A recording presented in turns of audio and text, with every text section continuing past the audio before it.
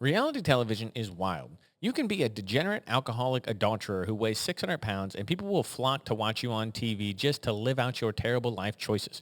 Bad people are made millionaires for just existing. Remember that Catch Me Outside girl? She's now rich and famous just because she's a moron who happened to go on Dr. Phil. People will watch almost anything, but it turns out there are some limits. That's what one of the Love Island contestants found out this week when she was disappeared from the show after saying a racial slur online. It does make you wonder, with all the terrible behavior these shows advertise, why is this the line in the sand that can't be crossed? I'm not saying people should go out there and use racial slurs, but you don't put young, dumb, sexy people on television because you want them to act well, do you? I mean, if people on television behave properly, it wouldn't be entertainment. That would be like school. And isn't that kind of gross? I'm Tyler Chrestman. Welcome to the Chrestman Conversation.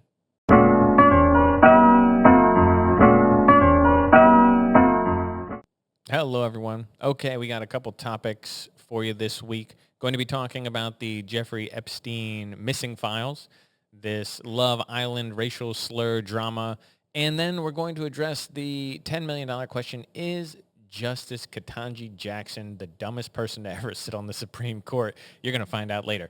But first, before we get to any of that, my favorite comment from last week, that comes from @Beth Love, L-U-V, who said, quote, the problem. Oh, by the way, she for some reason commented on a video from February of 2024. So it's an old comment. It's not an old comment, new comment from an old video, but I did like it.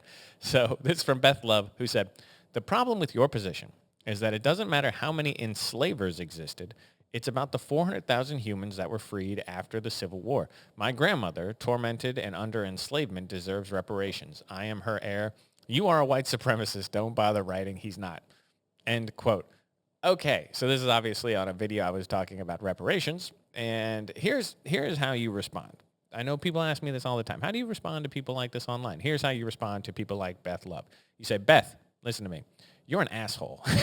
That's about the only way you can respond to people like this. I'm not going to sit here and justify or deny that I'm a racist. I'm not going to sit here and say, oh, I'm not a white supremacist because blah, blah, blah. You know, I have a black friend. Da, da, da. This is a waste of time. I'm not a racist. It's so dumb to sit there and try and justify it. So the only way, when people accuse you of things, when they want to impugn your character, just dismiss them. They're not there to have an argument. They're not there to have a dialogue. There's nothing that I say about reparations that I wouldn't say in front of a group.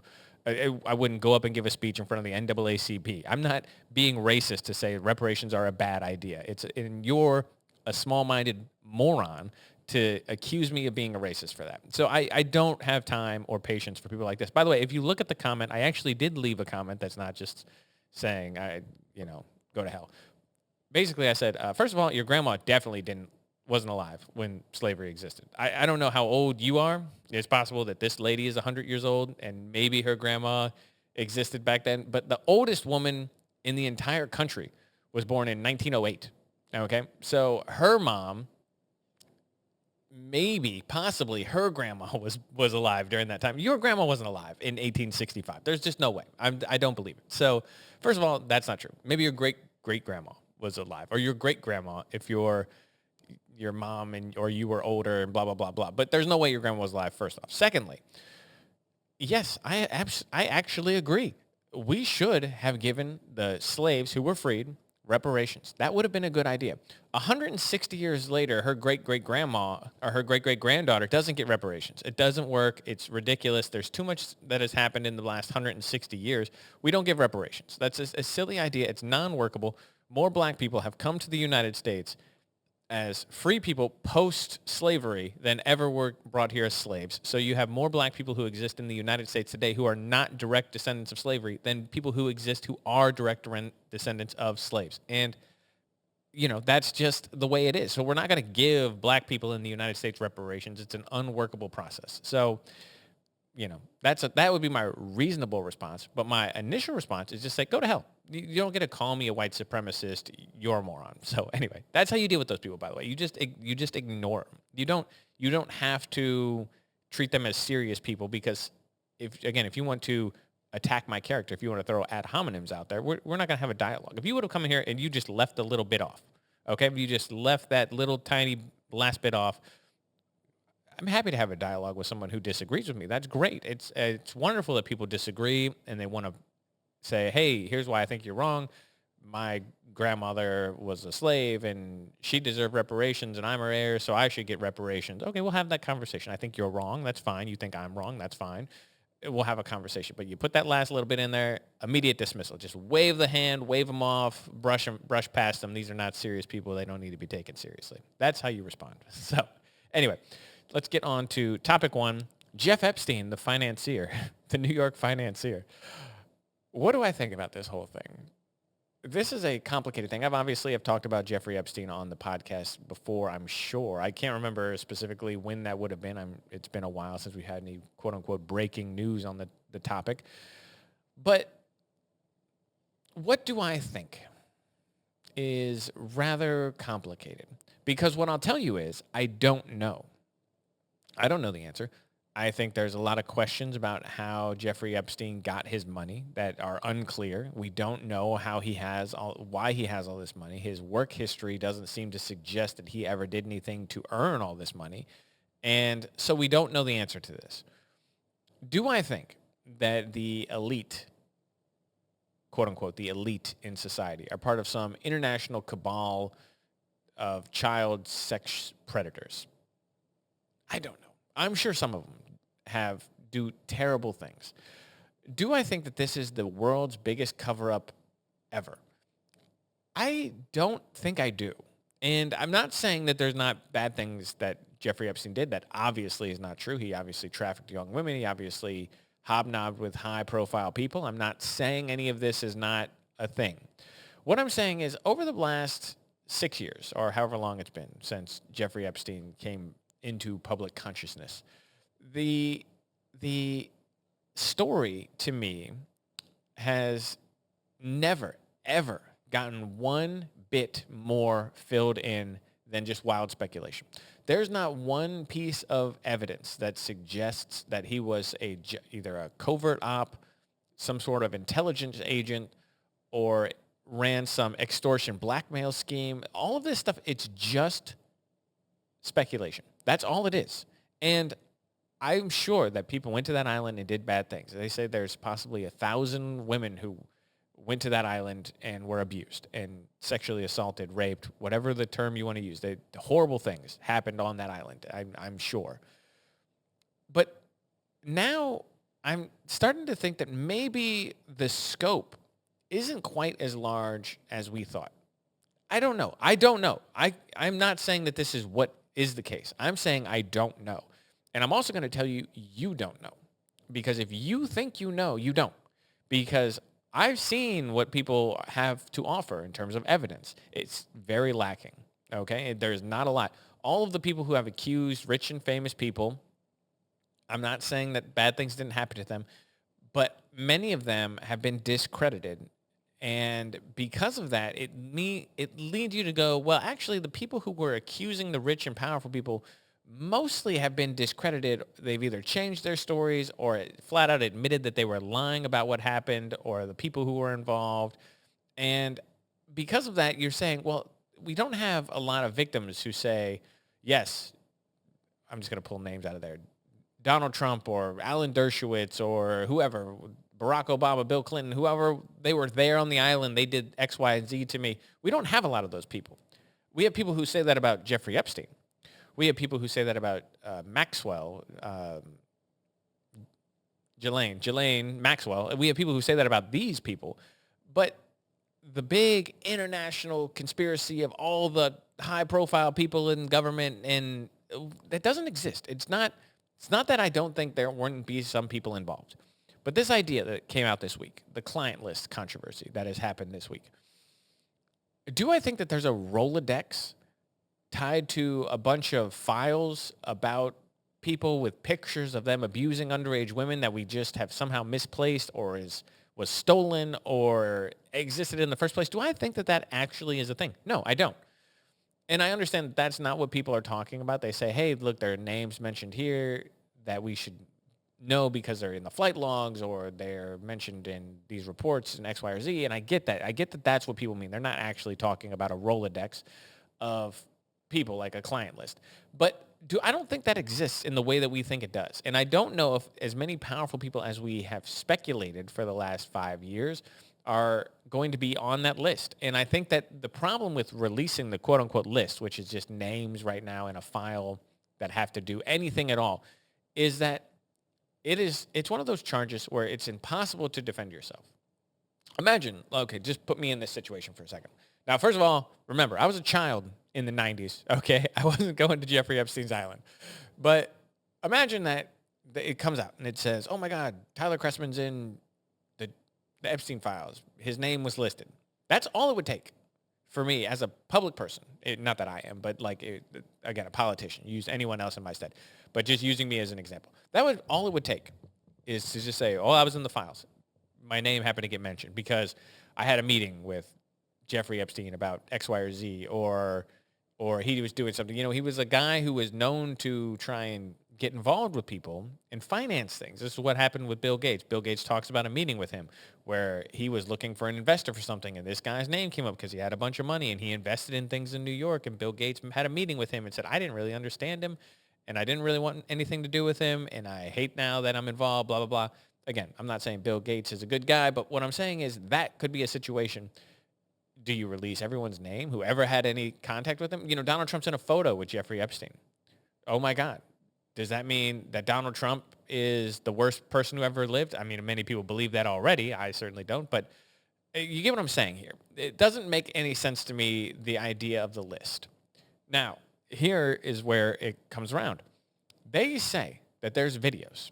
Okay, so this is what people are really talking about. There's videos, there's pictures of child sexual abuse material. We don't use the term, by the way. This is one of those terms that I actually agree with in terms of changing. We've always said child pornography. This is a bad term that they don't use anymore because they want to divorce the word pornography from the consensual porn that people participate in and the child sexual abuse material, which is the term that they use now to describe that, which is a way better term in my opinion, because pornography makes it sound like it's okay because people can like pornography or not like pornography, but it's okay, it's out there, whatever. We don't use the term child porn. We use the term child sexual abuse material. So there are videos, there are pictures. What people want to know is, are there people in those videos and pictures? They don't want to see the videos and pictures. They want to know who the people are. And I think that the DOJ has a responsibility to arrest those people and put them on trial if they can identify them, if they exist, because they say they have files, videos, pictures. They say this. Who were these women being trafficked to? Were they all just procured for Jeffrey Epstein's sick amusement, or were there other people involved? Every other person involved should go to prison. So that's what we're waiting for. But do I think that all of these people are lying? Do I think that Donald Trump is lying? Do I think that Kash Patel is lying? Or Dan Bongino, or Pam Bondi?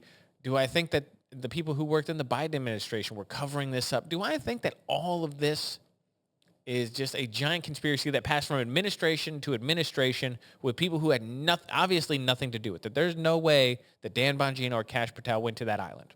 Why would they be lying about it? Do we think that the Biden administration was running a blackmail or extortion scheme to get all these people in line with them? What happened when the Trump administration took over? Did they pass that along? Are they still doing it? Did the Trump team just not get all the files or all the things? Now all these people are just lying? Like, what is the most likely scenario?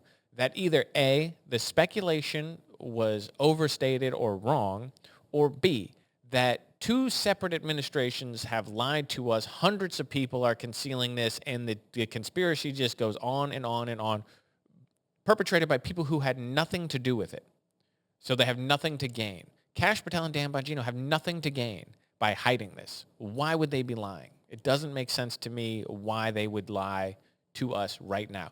And yes, part of this is Pam Bondi's fault because she misspoke this week about the list, and now everyone's upset because they think that the list, they had this Word document of just bullet point names that they were going to release, and they just threw it out the window. And I get it, because remember this. I'm going to play you something, and we'll talk about it. Remember this right here? The DOJ may be releasing the list of Jeffrey Epstein's clients? Will that really happen? It's sitting on my desk right now to review. That's been a directive by President Trump. I'm reviewing that. I'm reviewing JFK files, MLK files. That's all in the process of being reviewed. Okay, so she said, "Oh, the list that's sitting on my desk," and now everyone said, "Well, what happened to that list that was sitting on your desk, Pam Bondi? What the hell is going on here?" Let's be charitable here. I don't think she was saying that the list is sitting on her desk. She's saying the Epstein file is sitting on her desk because she goes on to say the JFK file is there and the MLK file, and I'm looking at all the files and I'm doing this. And so I know what she meant, or I'm going to say that I understood what she meant even at the time. But now people are thinking that there was an actual list, that she just chucked it out and it's a big cover up. And I'm saying let's be rational here, people. It's not a giant cover up just because we all think that there was something nefarious going on. There obviously was something bad, but the scope of it, we don't know. And everyone who's pretending, oh, there was a minute that was taken out of the video footage. Okay, yeah, I get it. I too don't like that. I too am skeptical of that because we've said years and years and years that, well, we're not going to release this. We're not going to release this. Then they release this giant thing of the night that he's murdered, and there's an edit in the middle of it. And you go, well, what the hell? And they say, oh, it just happens every night at around this time. Like, the whole minute is missing from the footage of the thing that you say, hey, we don't have footage. And then you're like, no, we have the footage. But then the footage is actually missing because there's a cut and an edit. And if there's a cut and an edit, you can do whatever you want. That's kind of the way that works. So you can hide anything in a cut. I could cut right now and go play poker for an hour and then come back, and then you would have no idea because I just cut this film and then put it together. And so it doesn't look good. It's not a good look. I understand it just fuels the fire for the conspiracy. But let's just remember, okay, all of these people would have to be lying to make this a cover-up. Multiple people who've run the FBI, multiple people who've run the CIA, multiple people who have been in the Department of Justice, multiple presidents, multiple officials who gathered evidence from the island. All of these people would have to be lying and in on this conspiracy. I'm not saying that there isn't more to this story. I'm certainly not saying that. All I'm saying is let's not just be mad at Pam Bondi because the list that we want to see doesn't exist. I am with you. All of the people involved should go to prison. We should just send them there. We just throw away the key, never think about them again. But if we don't know those people, what are we going to do? I get it. I understand your frustration. I'm frustrated too, but it's important to remember we can't just will these lists of these people to exist. It's possible that Jeffrey Epstein, over the course of 2 decades, just had 1,000 women brought to his island to sexually assault. I don't know. You don't know. That's the point. Anyway, it's really, there's not much else you could say about it. I don't think all those people are lying. That's where we're going to leave it. Anyway, let's move on to topic 2, drama on Love Island. A little bit of background here. I don't watch reality television. I've watched a couple shows in my life, but I don't watch reality television. I think reality television is trash. In case you couldn't tell from my intro, I don't think very highly of it. You're not gaining anything by watching it.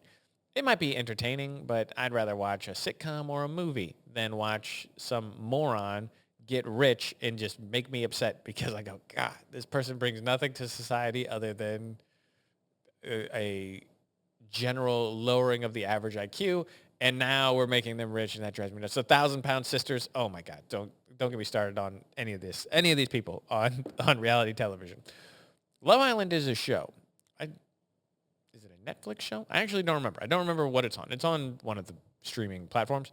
And basically it's a show where a bunch of single people who are all ripped and good looking, they go to this island in Fiji, I think, and they all couple up, and it's a game show, kind of. Not a game show, but it's a show. You can win some money at the end. Anyway, it's a whole thing. It's dumb. All right, it's dumb. but that's kind of the background. It's a quasi dating show where you can win money.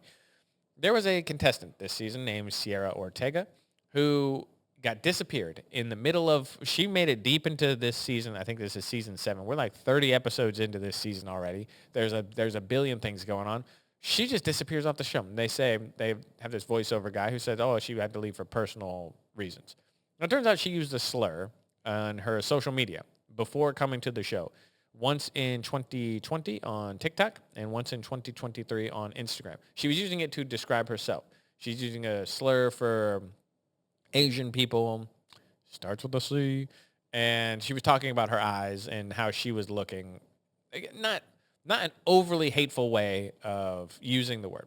Again, I'm not saying you should use it, all right? I don't have to say this. I shouldn't have to put the disclaimer up. Hey, don't use racial slurs. But what I'm saying is she's not calling anyone that. She's saying she's an idiot, and she's using it to describe herself. Not acceptable, but also, it's not like she was in the street yelling it at some random Chinese person. So a little bit of context. She's the second person in this season to be kicked off the show because there happened to another contestant earlier the year named Yulissa Escobar, 27-year-old, who apparently used the N-word on a podcast. Now, this was a weird one to me because Yulissa Escobar, I don't know what her ethnicity is. I think she's Hispanic of some kind. Escobar, right? I don't know. I didn't really look it up. But this is kind of a weird one to me because I don't know if you ever listen to hip-hop, if any of you out there are rap fans, but a lot of Hispanic rappers use the N-word. Kind of get the pass. Guys like Fat Joe and Big Pun and the new guy who is really big. Or starting to get really big, who very unapologetically is like, nah, yeah, I use it. I knew a lot of Middle Eastern people who use it who are brown. And to me, this one's kind of a weird one because sometimes Hispanic people get a pass and sometimes they don't. And I guess she didn't because I guess she's more white-looking Hispanic maybe. I'm not 100% sure. But anyway, so 2 contestants in the same season have gotten kicked off for racial slurs. My question is this. Why is this an acceptable reason to kick someone off of a reality television show? Why do the networks think that this is the thing? And I understand actually why the networks, I think that, because people on social media go, look at this, and they share it, and they say, Love Island, you got to do something, and blah, blah, blah, and this is terrible, and you need to do this, and they get all upset, and you get those 1,000 people on the internet who care, and all it takes is 100 people, and the network goes, oh my God, controversy, and they want to get rid of it. But the real question is, why is it not okay? Okay, so Sierra uses the C word, and this Escobar uses the N word. I'm not saying you should do this. I'm not saying it's acceptable. I'm not saying it's okay. But isn't that kind of the entire point of reality television? No one on here is modeling good behavior. They're all terrible. Every one of them. They're all bad. I don't know what to tell you. All the guys are bad. All the women are bad. I think it's bad. I think that you got to have something wrong with you to want to go on to one of these shows. So it's okay for them to do other things. This Sierra chick, she had sex with somebody on the show. She coupled up with some guy and had sex in this room full of people with this guy. On Love Island, actually, I learned this because I was doing some research. They are allowed 2 drinks per day, so they don't really get drunk. But in other reality shows, Jersey Shore, all those guys would go out and get hammered and bring home random girls and have sex. And that's kind of what Love Island is. They're all coupling up and making out. And all the entire show is basically a slow motion of all the women's butts and all the guys' abs. That's what the show is about. Like, that's what it is. And so I say, why is this the thing? Why is it that racial things are the third rail? I'm not saying they shouldn't be, by the way. I'm not saying, again, none of this is a justification for anyone using racial slurs. But it is weird how it's probably worse for a person to just go on a show and say that hookup culture is a good thing than it is to use a slur for Chinese people. I know what you're saying. Oh my God, how can you compare one or the other? I'm just saying culturally, is our culture bad because of all of the racism we have towards Asians in America? I don't think so. I don't know a lot of people who are really racist against Asian people. I just don't know. I don't see that in the United States. It'd be this gigantic group of people who just hate Asians.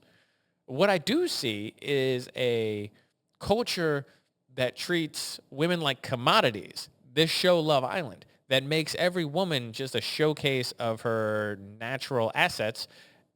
Not her mind, by the way, just her other natural assets.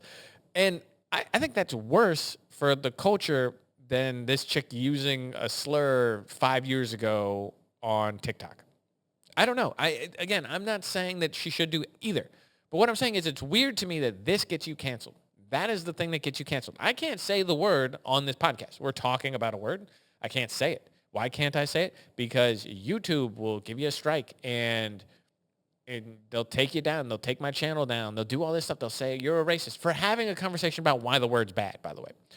And so it's ridiculous to me that this is such a topic that reality television thinks it's okay to showcase drinking and sex and drug use and gluttony and all of this terrible behavior. But this is the one thing that's a bridge too far. I think all the other things you're doing, Love Island, are terrible. I think that that's bad. I think, by the way, I've seen an episode of that show. I've seen a couple episodes of that show. If you've ever dated a woman, then that's what's going to be on in the background. I'm just going to tell you, dude, there's a woman in your house. I'm sure you also have seen Love Island. And so it's like one of those things where I've seen it. I understand, like, it can be entertaining because you get these people and you're like, dang, Hudda is the worst. And then you go, oh, I'm sucked into this show. I don't want to watch this because it's just a corrupting influence on your mind. You don't need any of that in real life. And I'm not saying this as the morality police. I'm saying this as there's a finite amount of time in the day for you to do things. Should you pollute your brain space with Love Island? The answer is no. Is Love Island showcasing values that will make you successful in life? The answer is no. And if we don't take our morality from Love Island, then why do we care how the contestants act off of camera? I don't. I don't see why you would. I don't see why anyone would. They're all behaving poorly. That's the point. Anyway, it's just silly. It's silly to me because this, by the way, the reason why this is actually an important topic is because these contestants on the show are relatively young. You're looking at one of these girls was 25, one of them was 27. This happened 5 years ago for one of them. So when she was 20 years old, she said a slur on TikTok. This is going to happen to every person in the future. I'm not saying every person in the future is going to be on camera saying a slur. But what I'm saying is every person in the future is going to be on camera doing something that they regret. And we're going to have to figure out a way to navigate this as a society because all of the kids, every kid these days, is on their phone all the time. They're recording everything all the time. They're on social media all the time. If you are a parent and you've given your child a phone, if it's for a boy, you have just given them a little porn factory. And if it's for a girl, you've given them a mirror in which they are going to perpetrate self-harm or not necessarily self-harm, but negatively impact them mentally. You're giving them a mirror to compare themselves to every other woman in the planet, and they're going to come up short. It's why you see anxiety and depression rise among young girls and why you've seen the porn usage among young men just skyrocket in the last 10 years. And it's because of these things. And also, by the way, you're also making them possibly into criminals because a lot of these kids are underage and then they wind up sending sexy pictures to their significant other. And then all of a sudden, you can be prosecuted for child porn even if you're sending pictures of yourself. We've seen it happen in the United States. Anyway, my point is every child is going to do something they regret on camera. And in 20 years, when all of these kids who are raised on phones are adults, every one of them, when they go to a job interview, when they get whatever, X, Y, and Z, you're going to have this where they're going to run back through. And so when a kid was 12, if they said something bad on Xbox, are you going to just cancel them for the rest of their life? Because then that's every child. We got to figure out a way to navigate this. And I don't know if just disappearing someone is the way to do it. I don't know if we should take Sierra off the show. We should make her say, hey, that was probably bad. And then she could have been on the show and said, oh, my God, I said something so stupid when I was 20. I wish I never did that. Wouldn't that be better than just disappearing her as though she never existed? I don't know. She did that online. She had to come back and made this groveling apology online. Wouldn't it have been better on the show if she just said, guys, when I was 20, I was on a show. I said something really stupid. I wish I didn't say it at the time. I didn't appreciate it. She could have done the whole thing. And that's fine. Because if you're young and you do something stupid, you can apologize for it. But to get kicked off the show, disappeared, if we do that to every child in the future, we're going to have no one left to do anything. All right. Enough Love Island. We don't need to talk about that anymore. That's a silly topic for a silly time. And it's also an addicting show, and it's fun to watch. And I hate that I think that. But anyway, let's move on. Topic 3. Is Justice Jackson the dumbest person to ever be on the Supreme Court? The quick answer is yes. All right, okay, see you next week. That's the answer. The answer is yes. I'm kidding. All right, I'm not kidding about the yes. I'm kidding about being done. I have more plenty more to elaborate on this, but the title of dumbest Supreme Court justice of all time has been held with an iron grip by Sonia Sotomayor, who is, the nicest I could put it, not very bright. Her opinions are mostly bad. She writes, she's not one of the better writers on the court in history.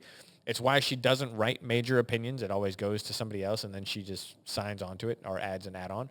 And her judicial philosophy is non-existent. She's one of those, the Constitution's a living document people, which is just garbage. And so she's always had that. She's been the worst since she was nominated by Obama. So she's bad.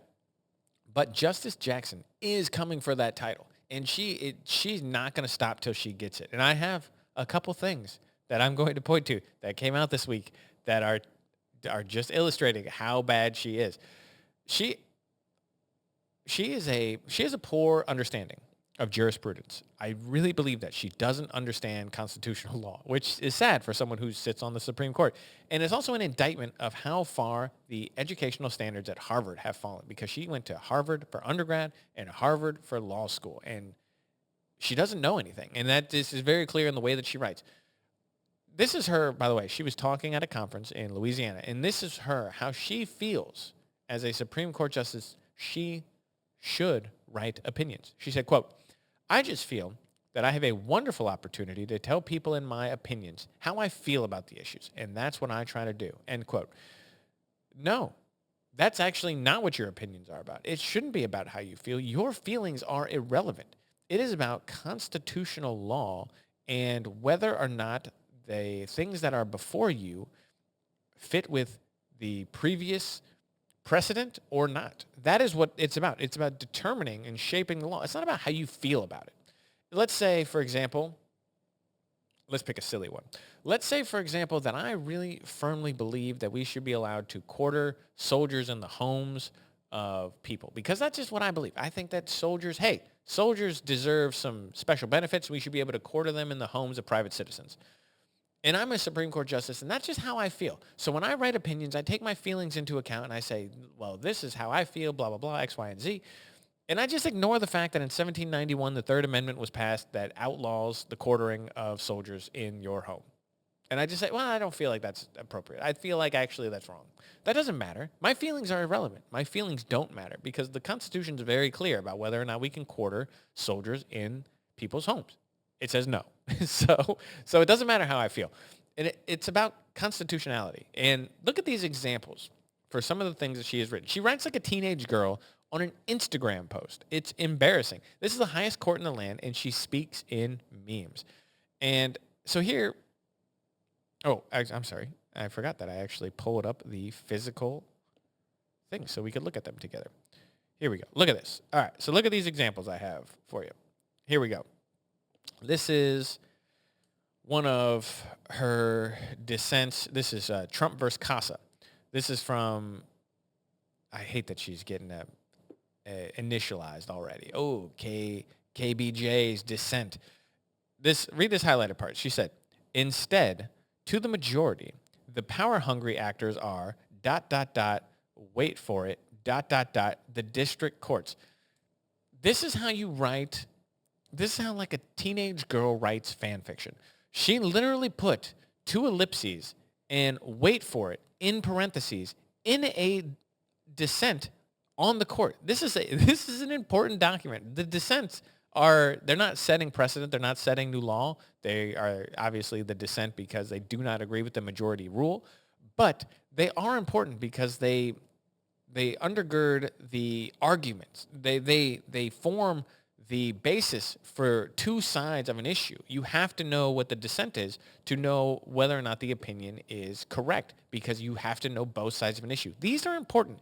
And ... wait for it ... She wrote that in the dissent. This is just, it's silly. It's silly nonsense. How about this one? "And for that to actually happen, courts must have the power to order everyone, including the executor, to follow the law, full stop." You know what a full stop is called when you're writing? It's a period. All right? That's what it is. You don't put full stop. talk to the hand. All right, you don't put that in the dissent. What's wrong with this? It's just nonsense. Again, you speak in memes. It's silly. She writes like she doesn't appreciate how much gravitas the Supreme Court has. Excuse me. Oh my gosh, sorry. And it shows in her writing, and it's just not very good. It's just poorly written nonsense. And so this led Amy Coney Barrett to completely eviscerate her in the majority opinion. It is, I love it. Chef's kiss. She wrote this, quote, Justice Jackson would do well to heed her own admonition. Everyone, from the president on down, is bound by law. This goes for judges, too. We will not dwell on Justice Jackson's argument, which is at odds with more than 2 centuries' worth of precedent, not to mention the Constitution itself. We observe only this. Justice Jackson decries an imperial executive while embracing an imperial judiciary. Whoa. On the Supreme Court, that's about as nasty as you get. She basically said, you don't know what you're talking to, and your judicial philosophy is garbage. That's her hot take. And it's unbelievable. It's exactly right. Justice Jackson was basically arguing that the judiciary should have the ability to stop anything at the executive level. This was about whether or not you could put a national stop motion in for executive action on a district court level. So could the district courts stop executive policy? And Amy Coney Barrett said no with the majority, and Justice Jackson said yes, obviously. And just let her have it. Let her know that it doesn't make any sense for a district court judge to be able to stop the entire federal government from working just because they don't agree with the policy. So anyway, it's great. Justice Jackson needs to just stop writing like that. I don't understand why you would write a dissent with this kind of nonsense in it, but does. And the Supreme Court normally plays nice with each other. It was a well-known fact that Antonin Scalia and Ruth Bader Ginsburg were very good friends. They agreed with nothing on the court, their philosophy, but they would vacation together and go to lunch and do all this stuff. And that's how the Supreme Court is. They're always very nice. So this is as mean as it gets.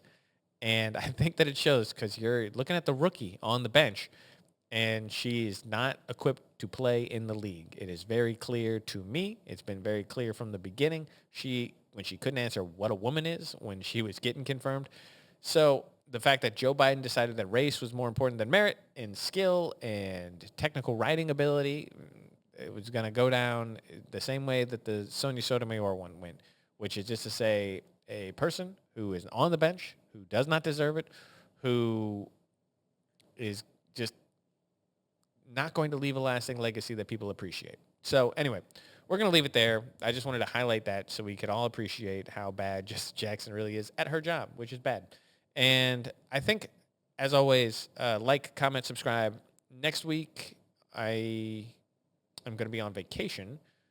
I should be here, though. I should be here on Friday to record. If not, I'll get an episode out on Friday. But I'll be here. I'll be on vacation. It'll be nice. Hey, another vacation for me. It's going to be great. And in the meantime, I hope everyone has a great week, and I will see you next Friday.